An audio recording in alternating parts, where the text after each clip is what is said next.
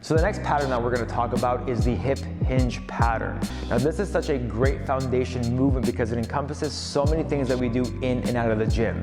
So think of this as your deadlift, your kettlebell swing, or even your jumping. It all involves using your hips as the prime engine for movement. And learning how to use your hips is going to be your best approach to managing your back pain and your knee pain and making sure that you can create a solid foundation and the physique that you've been wanting.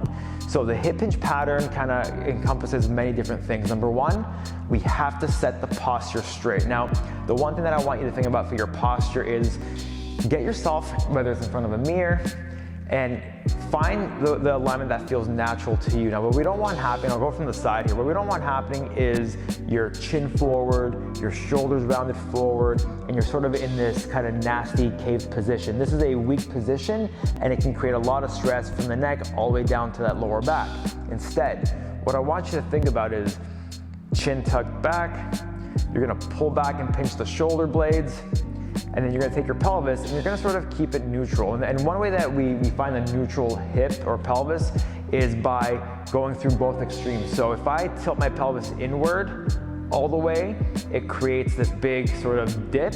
And now if I do the opposite, which is a big arch, where I stick my butt out and I have this big arch, that is excessive arch. We kind of want to be somewhere in the middle between those two extremes, and that's where I want you to sort of feel is that. Now, if you have a hard time with this, the best solution for this is to grab a broomstick or a dowel set that you have at home.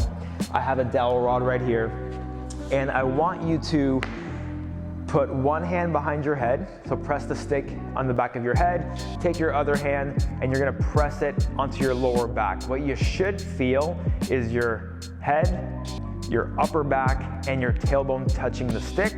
You're gonna have a little bit of space in your neck and a little bit of space in that lower back. That's totally fine. That's what creates your natural arch. But this is what we consider a neutral spine, and your body loves to move in this position.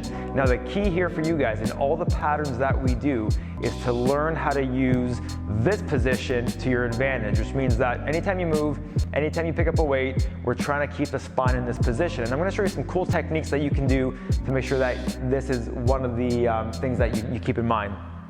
So, when we're going through the hip hinge, I really want you to put a lot of attention to your posture because that's what's gonna set the tone for the movement. Think of your body as two segments. You have your upper body segment and you have your lower body segment. Those two segments are intersected by your hip crease. That hip crease is where we hinge from. So many people will hinge from their spine, and so if I say, hey, tie your shoe, first thing people do is they round their back, and people hinge from their spine as opposed to using their hips. Now, that may be okay if you're tying your shoe, but what if you're picking up a heavy box or a heavy barbell? You're not gonna be functionally fit to pick it up with good performance. So what we're gonna think about here is the two segments, so my upper body segment and my lower body segment are intersected by my hip crease. Now I'm gonna imagine around my hip crease is a string or a rope. And that rope, someone's pulling me from behind. When that happens, I'm gonna think of my hips shooting back. Now when my hips shoot back, I have to soften up my knees. In order for me to get into a proper hinge pattern, my knees have to soften up just enough to cut the slack in the tension of my hamstrings. What happens if I keep my knees locked out, my hamstrings get too tight or too long, and then it'll pull my pelvis into a bad position, and then my back starts to round. So in order to cut the slack in your hamstrings, your knees have to soften up immediately as you shove your butt back, and now I'm able to create a nice flat neutral back with my spine. Again, I'm thinking like I have that stick on my back. I get a good stretch to the hamstring, there's no stress in my lower back, and then I bring those hips back. Now, if you have a hard time keeping yourself upright, so many people are gonna kind of cave forward because they're not used to that posture. I want you to think chest away from your belly button. That's a good little tip for you to understand when you're going through this, because if my chest and my belly button come together, I start to round.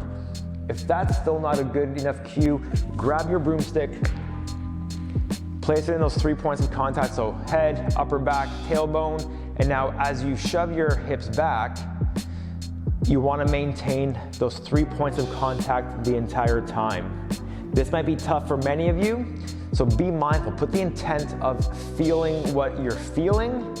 I know that kind of doesn't sound kind of good, but feel what you're feeling. That's what's gonna make all the difference in your results. Now, look what happens if I lose a contact point on the stick.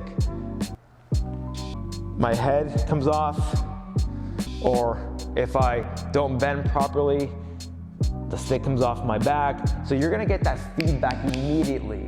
So take your time, learn what this should feel like, because I promise you, the more intent you put into this movement, the better your results are gonna be in any of the movements that we do in the gym today.